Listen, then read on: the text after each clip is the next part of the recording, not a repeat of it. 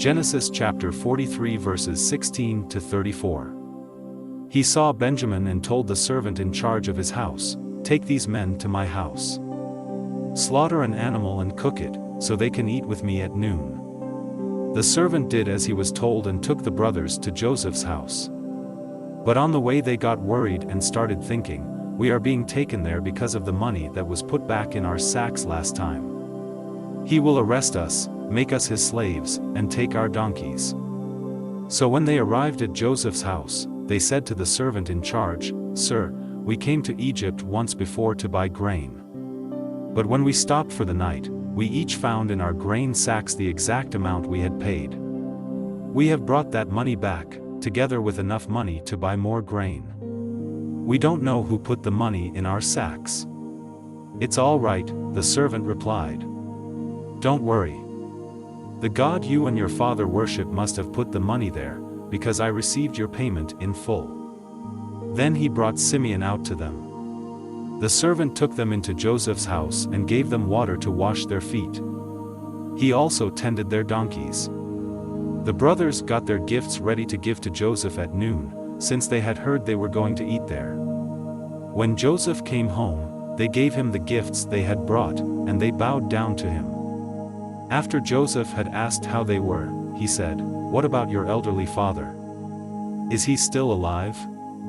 They answered, "Your servant our father is still alive and well." And again they bowed down to Joseph. When Joseph looked around and saw his brother Benjamin, he said, "This must be your youngest brother, the one you told me about. God bless you, my son." Then, because of his love for Benjamin, he rushed off to his room and cried. After washing his face and returning, he was able to control himself and said, "Serve the meal." Joseph was served at a table by himself, and his brothers were served at another. The Egyptians sat at yet another table, because Egyptians felt it was disgusting to eat with Hebrews. To the surprise of Joseph's brothers, they were seated in front of him according to their ages, from the oldest to the youngest. They were served food from Joseph's table, and Benjamin was given 5 times as much as each of the others. So Joseph's brothers ate and drank with him and had a good time. Genesis chapter 44.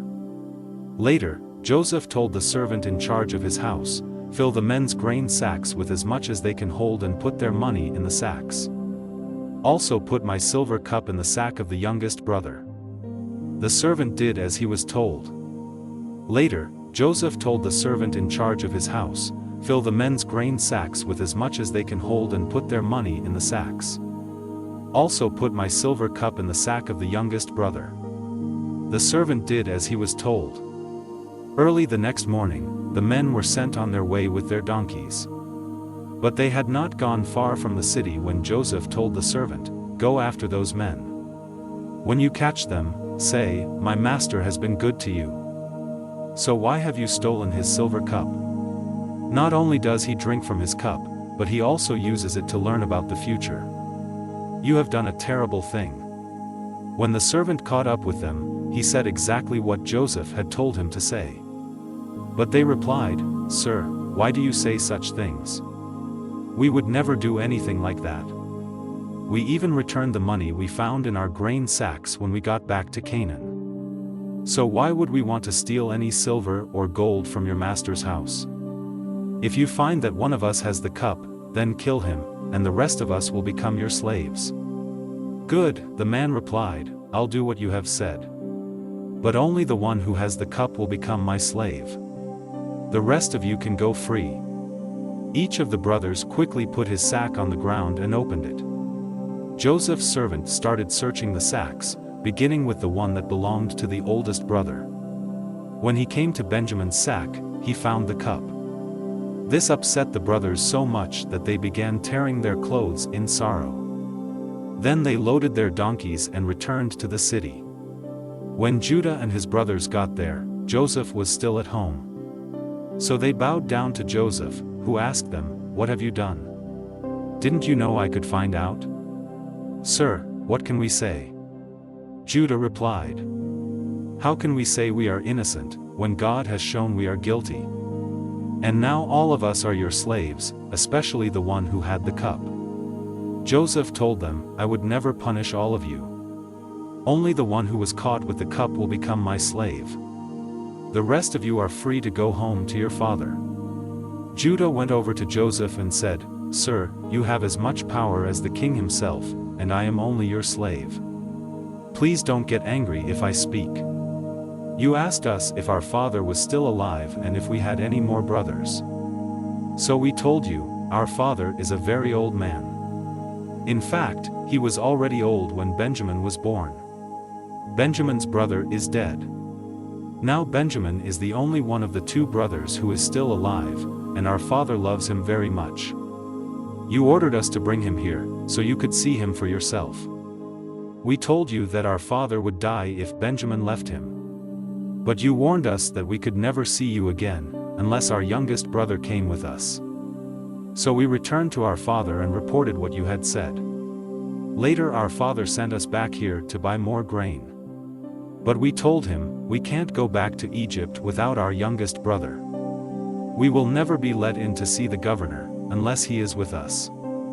Sir, our father then reminded us that his favorite wife had given birth to 2 sons. One of them was already missing and had not been seen for a long time. My father thinks the boy was torn to pieces by some wild animal, and he said, I am an old man. If you take Benjamin from me, and something happens to him, I will die of a broken heart. That's why Benjamin must be with us when I go back to my father. He loves him so much that he will die if Benjamin doesn't come back with me. I promised my father that I would bring him safely home. If I don't, I told my father he could blame me the rest of my life. Sir, I am your slave. Please let me stay here in place of Benjamin and let him return home with his brothers. How can I face my father if Benjamin isn't with me? I couldn't bear to see my father in such sorrow. Genesis chapter 45. Since Joseph could no longer control his feelings in front of his servants, he sent them out of the room. When he was alone with his brothers, he told them, I am Joseph. Then he cried so loudly that the Egyptians heard him and told about it in the king's palace. Joseph asked his brothers if his father was still alive, but they were too frightened to answer. Joseph told them to come closer to him, and when they did, he said, Yes, I am your brother Joseph, the one you sold into Egypt. Don't worry or blame yourselves for what you did. God is the one who sent me ahead of you to save lives. There has already been a famine for 2 years, and for 5 more years no one will plow fields or harvest grain. But God sent me on ahead of you to keep your families alive and to save you in this wonderful way. After all, you weren't really the ones who sent me here, it was God. He made me the highest official in the king's court and placed me over all Egypt. Now hurry back and tell my father that his son Joseph says, God has made me ruler of Egypt. Come here as quickly as you can. You will live near me in the region of Goshen with your children and grandchildren, as well as with your sheep, goats, cattle, and everything else you own. I will take care of you there during the next 5 years of famine. But if you don't come, you and your family and your animals will starve to death. All of you, including my brother Benjamin, can tell by what I have said that I really am Joseph. Tell my father about my great power here in Egypt and about everything you have seen. Hurry and bring him here. Joseph and Benjamin hugged each other and started crying. Joseph was still crying as he kissed each of his other brothers. After this, they started talking with Joseph. When it was told in the palace that Joseph's brothers had come, the king and his officials were happy. So the king said to Joseph, Tell your brothers to load their donkeys and return to Canaan. Tell them to bring their father and their families here. I will give them the best land in Egypt, and they can eat and enjoy everything that grows there.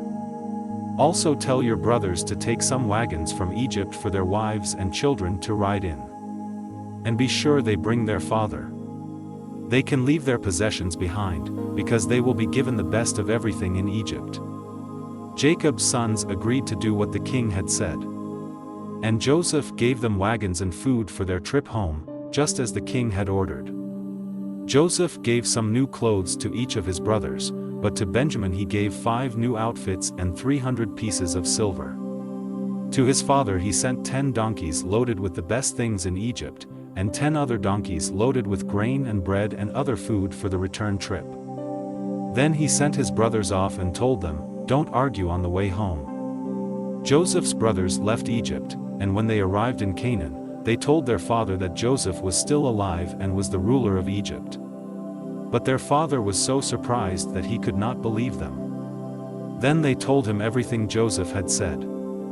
When he saw the wagons Joseph had sent, he felt much better and said, "Now I can believe you. My son Joseph must really be alive, and I will get to see him before I die." Genesis chapter 46. Jacob packed up everything he owned and left for Egypt. On the way he stopped near the town of Beersheba and offered sacrifices to the God his father Isaac had worshipped.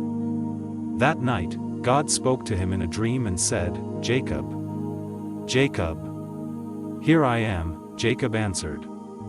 God said, "I am God, the same God your father worshipped.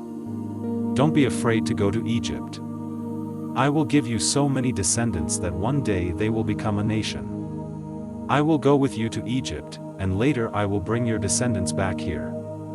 Your son Joseph will be at your side when you die." Jacob and his family set out from Beersheba and headed for Egypt. His sons put him in the wagon that the king had sent for him, and they put their small children and their wives in the other wagons. Jacob's whole family went to Egypt, including his sons, his grandsons, his daughters, and his granddaughters. They took along their animals and everything else they owned. When Jacob went to Egypt, his children who were born in northern Syria also went along with their families. Jacob and his wife Leah had a total of 33 children, grandchildren, and great-grandchildren, but 2 of their grandchildren had died in Canaan. Their oldest son Reuben took his sons Hanok, Palu, Hezron, and Carmi. Their son Simeon took his sons Jemuel, Jamin, Ohad, Jachin, Zohar, and Shaul, whose mother was a Canaanite. Their son Levi took his sons Gershon, Kohath, and Merari. Their son Judah took his sons Shelah, Perez, and Zerah. Judah's sons Er and Onan had died in Canaan. Judah's son Perez took his sons Hezron and Hamel.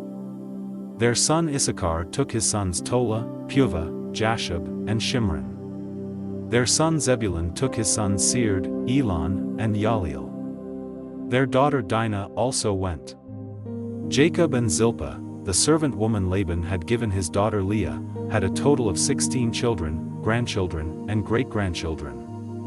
Their son Gad took his sons Ziphion, Haggi, Shuni, Esban, Eri, Arodi, and Areli. Their son Asher took his sons Imnah, Ishva, Ishvi, and Beriah, who took his sons, Heber and Malkiel. Sarah, the daughter of Asher, also went. Jacob and Rachel had 14 children and grandchildren. Their son Joseph was already in Egypt, where he had married Asenath, daughter of Potipharah, the priest of Heliopolis. Joseph and Asenath had 2 sons, Manasseh and Ephraim. Jacob and Rachel's son Benjamin took his sons Bela, Becher, Ashbel, Gera, Naaman, Ahi, Rosh, Muppim, Huppim, and Ard. Jacob and Bilhah, the servant woman Laban had given his daughter Rachel, had 7 children and grandchildren. Their son Dan took his son Hushim. Their son Naphtali took his sons Jaziel, Guni, Jezer, and Shillem. 66 members of Jacob's family went to Egypt with him, not counting his daughters-in-law. Jacob's 2 grandsons who were born there made it a total of 70 members of Jacob's family in Egypt. Jacob had sent his son Judah ahead of him to ask Joseph to meet them in Goshen. So Joseph got in his chariot and went to meet his father. When they met, Joseph hugged his father around the neck and cried for a long time. Jacob said to Joseph, "Now that I have seen you and know you are still alive, I am ready to die." Then Joseph said to his brothers and to everyone who had come with them, "I must go and tell the king that you have arrived from Canaan.